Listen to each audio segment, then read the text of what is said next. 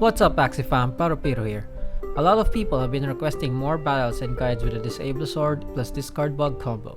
So I will be making a series where I upload games against different team comps using my Disablosaur team. Note that I am using two tanks right now. So the one is the Biden Satsun tank, which I picked up to counter against poison, and then the classic tank I use, which is the Scarab Hotbutt tank. So without further ado, let's begin. First in this series is against a popular Termi teams. So the 1v1 matchup between the Terminator and the Disablosaur goes heavily in favor of our Disablosaur. So as long as our Disablosaur is faster than the enemy Terminator, we should be able to win this easily. So if we have a 47 speed, then we should always be faster than a Terminator, be it a Dust or Reptile Terminator. So our goal would be to just reach the 1v1 and try to discard as many of their cards as possible to get the even more advantage. So for turn 1, we get a good draw for our tank, but we don't really have any cards on our back. And since our opponent runs a bunny team, we can't really use our cards on our plant early on because they might just bunny us and we waste our cards. So for this, since we can't cancel their bunny, we can just safely pass turn 1. Okay, so for turn 1, he unloads all of his plant cards. So we can definitely consider that for turn 2 that he likely does not have any bunnies anymore.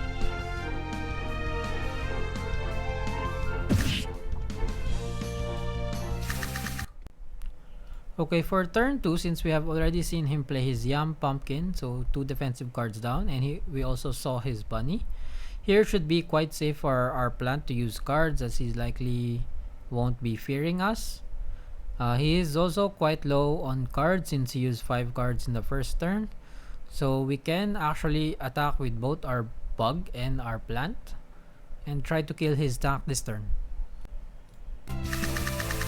So he actually chooses to unload all of his cards again, and unfortunately his reptile crits our plant, so we actually do not get off our attacks.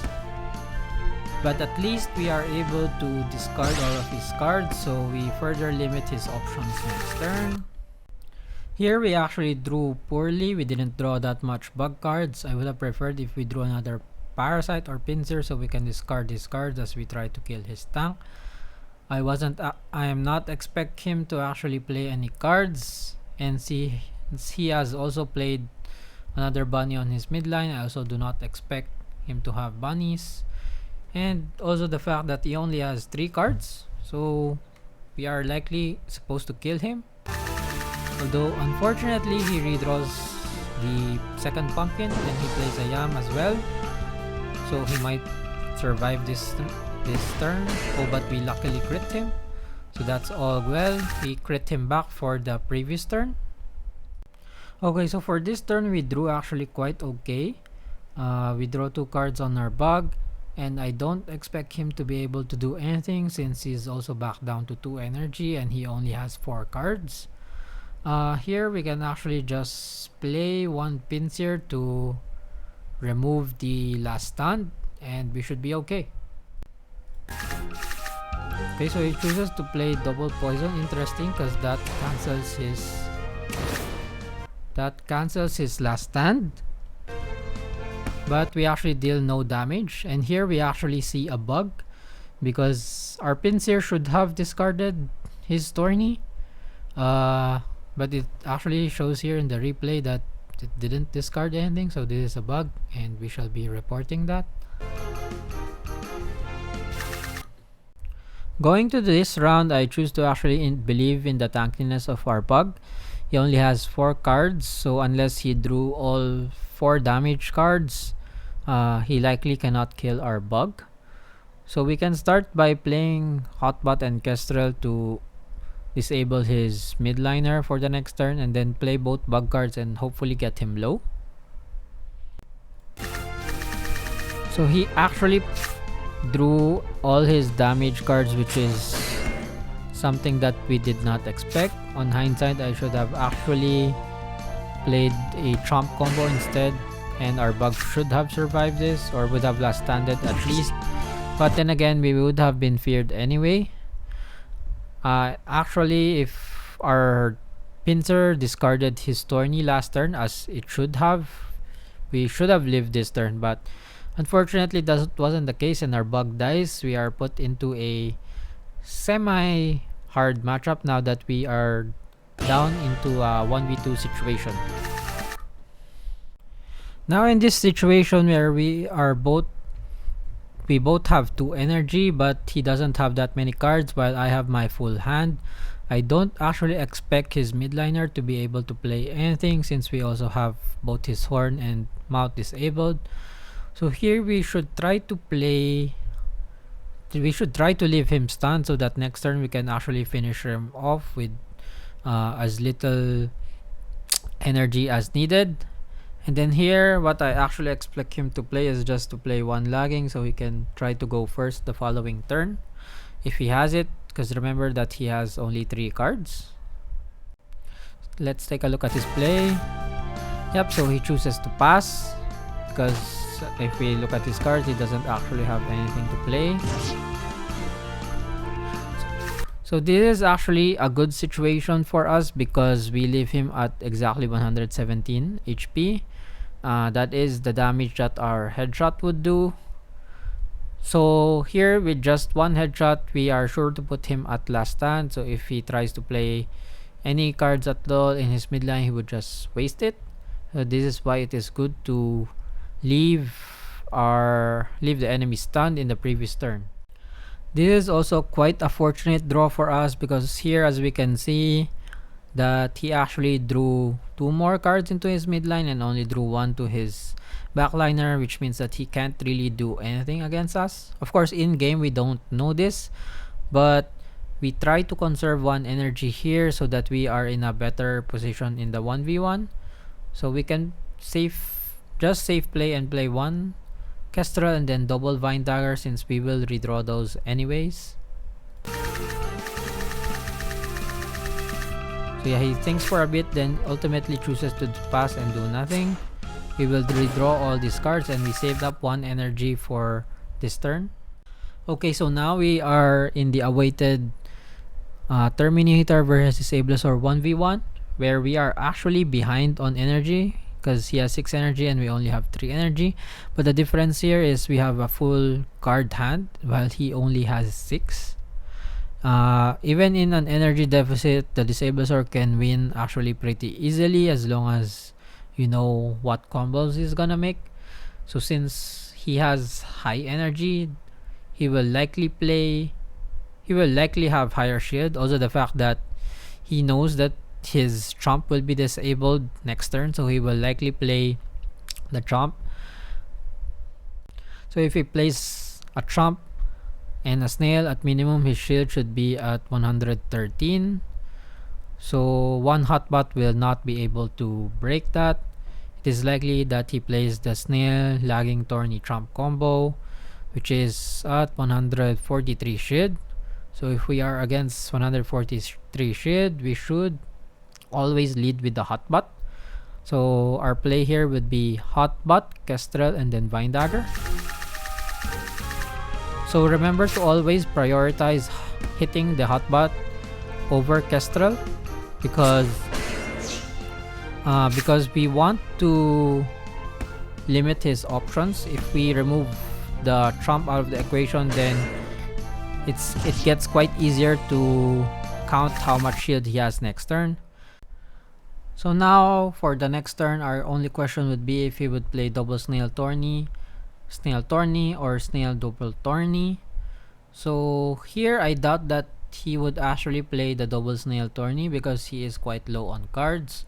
If he plays double Snail this turn, he actually doesn't want to risk not being able to draw the Snail next turn, so I doubt that he would play that. Here he can actually redraw the second Tourney, so we will try to play around him having 90 shield or him having 120 shield, which is if he has the double Tourney. And our objective here is to just leave him stunned. We have tons of cards. As long as we leave him stunned for next turn, we can actually kill him quite easily. So we shall go with the Hotbot, Vine Dagger, Trump. With this combo, if he plays double Thorny, we still break the shield with our second Vine Dagger, and then with our first Vine Dagger, sorry, and then the second Vine Dagger would take the stun. In this case as well, our first Vine Dagger took the stun, so we can easily trump him. So here, we leave him trumped, and then we go first next turn. This is the key to this matchup. So if you hit the Kestrel in the first turn, the second turn he cannot use lagging on you, so you would switch back. So try to keep him stunned. Try to make sure that he is stunned, so you can just chain your stuns and then kill him from as high as 297 HP with the Trump Kestrel. So here, as we mentioned, we just chain our stuns and then we can kill him easily. So this is the bread and butter of how Termi matchups go. First turn you disable him, second turn you leave him stunned, and then the third turn he is dead. So the key takeaway from this match is how to save cards on our backline. The Disablosaur really shines when you have a full card hand, because you can keep him disabled every single turn for as long as you'd like. When you have a full card hand, you don't really need that much of an energy. Even 3 energy is enough for the 1v1. So we try to conserve our card usage on the Disablo in the middle game unless we really need to, and with that you can actually win a lot of games. So for our second game, we are up against a similarly built opponent with a Tri-Spikes rep in the middle and a Dust Terminator at the back. Only difference is that his plant is actually using a Hotbot instead of a Yam. Personally, I think the Yam is better because the Yam complements the Termi better. So up against this comp, we actually have a good draw towards our plant. We generally want to play our plant cards early on since he will have the Tri-Spikes threat starting from turn 3. So let's go ahead and play our plant cards. So our opponent plays a Hotbot Disguise combo. Next turn he'll be at 4 energy. This is actually a good turn for us. We get decent damage and steal 1 energy back. So for turn 2, we don't really have a good play, nor did we get a good draw. We don't really want to play our Biden since he has the cute bunny threat, although it's only turn 2. But I still see no benefit in playing just the Bidens for the risk of him actually having the Tri-Spikes combo this turn, so we should just safely pass and wait it out. So yeah, he does play defense and steals back the energy we got this turn. So overall, it's a good play for us to just pass and wait it out. So we can choose to kill the enemy tank here by playing Parasite, Sandal, and a Kestrel. But that would leave us low energy next turn, where he would probably also be attacking our bug.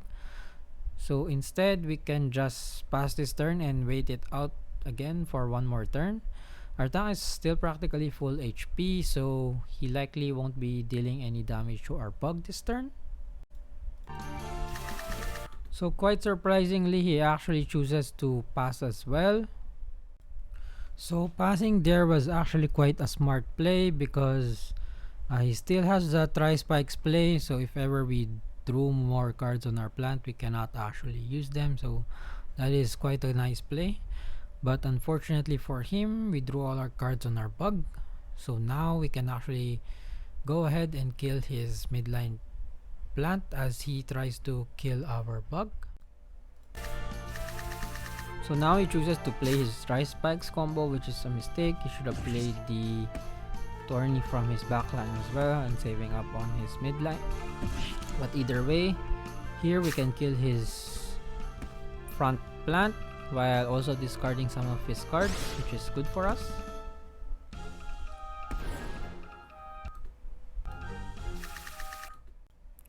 So unfortunately here we did not get more cards into our bug. Hopefully we would have gotten at least even just 1 Pinsir so we can help cancel out the the Cute Bunny Fear.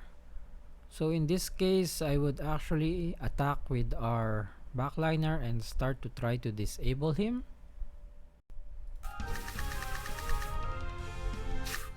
So he doesn't actually play enough damage to kill our bug, but he does leave us stunned. If we actually played cards on our bug, we would have decent damage, but it's altogether fine. He also crits our bug.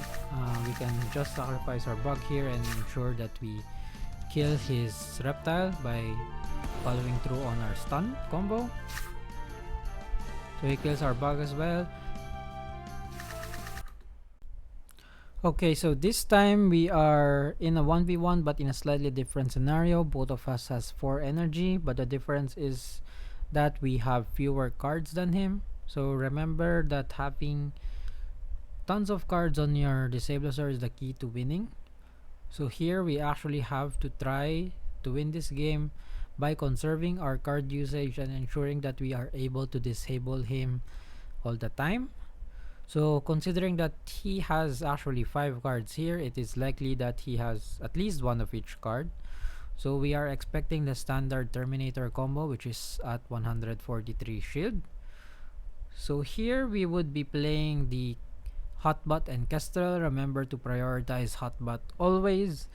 But the difference here is that we would actually be underplaying and not be playing our Vine Dagger, because we want to save our cards, and if we play the Vine Dagger, there is a risk that we actually redraw it. So we will be underplaying and just be going with the Hotbot Kestrel. So as expected, he plays the standard combo, and then we underplay, undershield actually, by just going with 2 cards. But this would actually be very important so that we ensure that we draw the right cards in the following turn. So we need to remember to save cards. Remember that HP is also another one of our resources that we can expend.